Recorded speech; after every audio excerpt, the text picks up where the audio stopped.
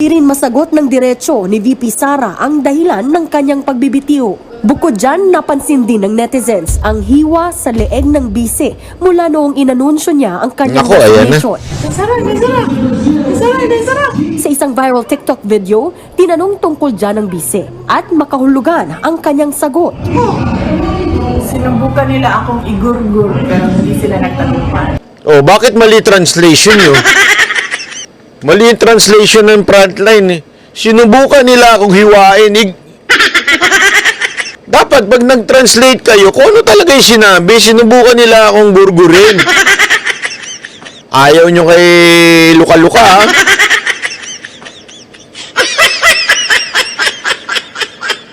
Ay, ayaw nyong gamitin yung gurgur, ha? Oo. Pero malaman niya, na? Malaman niya sinabi ni VP Sara Duterte. Sinubukan nila akong gurgurin. Pero hindi sila nagtagumpay. O, di ba? Ano ibig sabihin nun, ha? Yun ba ay literal na merong gugurgur sa kanya? Malabo yun kasi meron sariling kawal yan. May sariling, ano yan eh, parang PSPG. Ano yun eh? BPSGPG. Labo, ano? So, definitely, it is not about physical gurguran. Ito'y panggugurgur in terms of sumasabotay sa kanya, sa karir niya, naninira sa kanya, di ba? Binabanatan siya. Alam mo kasi, ano to eh, sigurado ko, nakakarating naman kay BP, na yung mga mensahe ng mga ensimada vlogger o yung mga bangag vloggers na nagre-recruit sila para siraan si VP Sara Duterte. Di ba? Iyon eh, sigurado ako nakakarating sa kanya yon. So, ibig sabihin, nauunawaan niya na talaga itong mga kalaban sa politika o sino pa ba? Kasi wag tayong paikot-ikot eh. May voice recording na dyan eh. Sinabi na, kung ano man ang instruction ni Romualdez, ito lang ang script nyo. Yun lang ang gagawin ninyo. Ano ba ginagawa nila sa script nila? Dalawa lang naman ginagawa ng mga bayarang vlogger eh. Pinopromote si Romualdez at binabanatan si VP Sara Duterte. So, ibig sabihin po, sino ang nanggugurgur sa kanya? Connect the dots lang, di ba?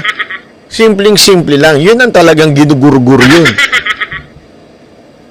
Nako. Hindi nagtagumpay. Yun ang ano sila. Hindi nagtagumpay itong mga gustong gumurgur sa kanya.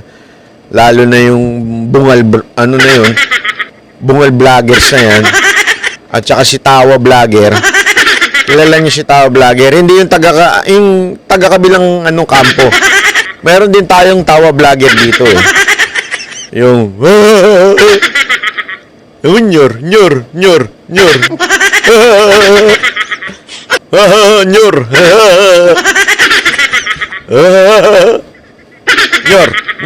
Hindi yun ang tinutukoy ko.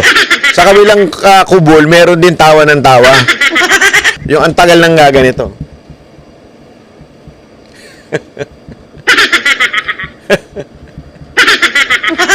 Bigla na lang tumatawa. Bakit ka tumatawa?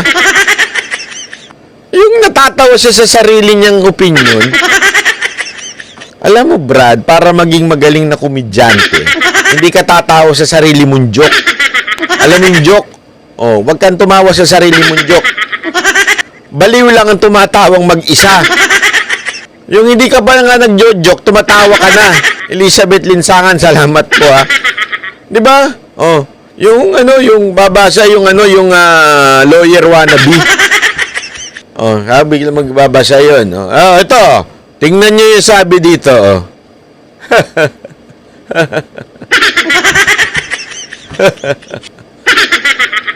Bumili ka kasi ng ganito, stream deck, para may pindutan ka ng tumatawa. Para hindi ka mukhang tanga na ikaw ang tumatawa.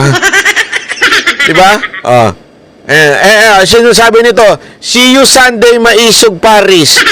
Hindi po kami pupunta ng Paris eh. Pero yung mga taga Paris manood po kayo dyan. Ay, pumunta po kayo dyan sa Maisog, Paris. Hindi po kami sa Maisog, Paris pupunta eh. Sa Hong Kong po tayo pupunta. Hindi ko alam. Ano ba gagawin namin sa Hong Kong? Sinama lang kasi ako talaga nila Boss Dadyak at saka ni Coach Oli. Hindi ko talaga alam kung anong gagawin namin doon eh. Tuloy natin to ha. Ang gurgur ay salitang Bisaya na ang ibig sabihin ay ginilitan. Paliwanag ni VP Sara sa video na yan. Totoo ba yun? Siguro kailangan i-interpret yun, very straightforward yun. Oh, di na kailangan interpret, di mo na kailangan paliwanag yon. Very tanga na naman, tanga-tanga naman. Parang ganun yung sinabi ni ni VP Sara Duterte. Kailangan pa bang paliwanag yun? Tanga-tanga naman. Very straightforward yun. Totoo ba yun? Mga Bisaya?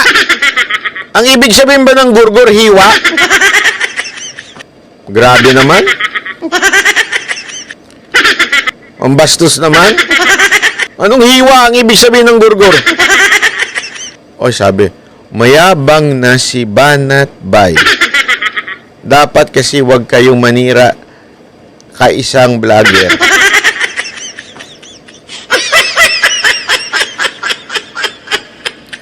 Grabe, pangalan pa lang, Bibian.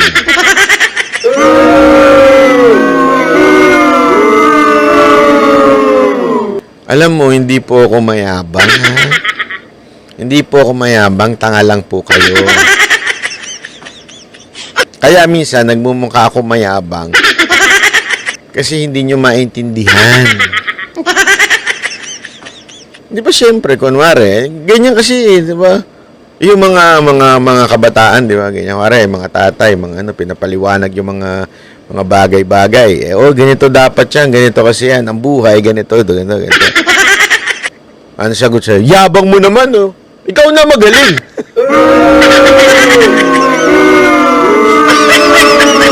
Hindi mayabang si Banatbay. Ano yan? Ang tawag mo lang dyan, mahina lang ang kukote mo. Ito. Ang galing ng mga fake account, ha? Gawa-gawa pa talaga kayo ng para... Naku, Banatbay. Akala ko mataas level mo. Ano na kayo, Banateros? Pa low level na? Los nyo. So, na parang bata, ano? Los. Anong los nyo? Kayo naman, gagawa pa talaga kayo ng fake account, no? Para lang makakomment dito. Wala talaga kayong yagballs, no? Wala kayong yagballs. Bakit di na ipakita nyo talaga yung pangalan nyo? Kilala naman namin kayo kasi alam namin yung style nyo, eh. Yung gagawa kayo ng mga fake account tapos papasok kayo sa vlog na may vlog tapos i-comment nyo yung pangalan nyo. Hindi, may mga ganyan eh. Siyempre, ayaw nilang, alam mo, tangina, matagal na ako sa vlogging, alam ko yung style yung ganyan. Alam ko yun, yung mga gumagawa na sarili nilang troll, tapos i-comment nila, uy, sabi ni ganito, ganon. Pero actually, sila naman yun. Para lang mabanggit nila yung pangalan nila.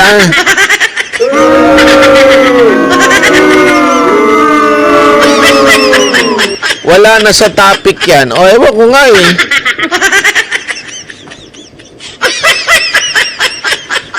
Wala nga sa topic, pasok ng pasok eh. Alam mo kung bakit? Kasi nga, pinag-uusapan natin dito yung sagot ni VP Sara Duterte. Kaya nasa topic pa din. Nandito pa rin eh. Ayan tingnan nyo. Hindi naman na siguro kailangan i-interpret yun, very straightforward yun. Ibig sabihin, bawal sa tanga. Hindi na kailangan ipaliwanag yun. Basa. Bawal ang tanga. Hoy, meron ako ditong libro, ha. How not to vlog. Bawal ang tanga. Di ba? Mali. Hindi, kaya ito si Jay Guevara, Ba't daw nag-iba yung boses ko? Kasi nga, Di ba parang yung kay Pastor Eli Soriano? Ay, pastor ba paano niya? Ministrong Eli, Brother Eddie Soriano. Di ba may kasama siya nagbabasa? So, ibang tao yun. Siyempre, kunwari, paano ba? Basa! Bawal ang tanga. Ganon. Grabe kayo. Wala naman tayong pinariringgan. Tinanong ako kung ano yung sugat na nasa leeg ko at sinabi ko na sinubukan nila akong igurgur pero hindi sila nagtagumpay. Sino kayo sinabi? Silang lahat. Good answer! Ang galing talaga ng sagot ni BP, no? Sino bang naggurgur sa'yo? Silang lahat. Malaman yan. Kasi bakit? Alam naman natin kung sino naggurgur sa kanya, di ba? Alam natin na naggurgur sa kanya ay etong si Tamba. But this time, ang sagot niya, silang lahat. O, sino yung lahat? Hindi, tanongin ko kayo, sino yung lahat? O, sino pa ba sa tingin ninyo? Kasama ba dyan sa lahat si Tambi? Pwede. Kasama ba dyan si Ant-Man? Pwede. Kasama ba dyan si Drunker Master? Pwede. Di ba? O, kasama ba dyan si... Wag na. Kayo naman, masyado nyo namang dinidikdik si ano. Galit na galit kayo kay Aimee. Di natin alam, pero hayaan natin na mahirap kasi alam ko magkaibigan sila ni Aimee. Lang binanggit na pangalan ang bise, pero hindi naman sekreto na nagkatensyon sila noon ni House Speaker Martin Romualdez na pinaringgan pa ngang tambaloslos o isang ganid na mythical creature. Parang ano to, no? Yung malaking duwende. Hindi ko sinabing itsura lang niya. Parang malaking duwende. Di ba? Parang, ano ba to? Yung Papa Smurf? Papa Smurf! Di ba? Lupit talaga ni Papa Smurf, no? Sabi kahapon ni Romualdez na miss na niya ang dating unit team. Obviously, we miss the closer interactions that we had during the campaign. Grabe yung plastic mo. But nonetheless, there's some politics and there's some personal, and we only wish the Vice President nothing but the best. Sabi ni Speaker Romualdez na miss na daw niya yung unity niyo dati during election. Any comment? Anong comment natin dito? BP, ano yung mga katangian ng LGBT? Nagbabalita Alam niyo na. Grabe, no? Hindi. Alam mo, nagpipigilan to. Maniwala kayo sa akin, nagpipigilan to si BP Sara Duterte kasi ewan ko, hindi pa siguro napapanahon. Unti-unti pa lang yung mga pitik niya tulad nung gumawa siya ng TikTok at sinabi niyang gurgur, gano'n. Yung mga ganyung pitik lang muna, easy lang ika nga.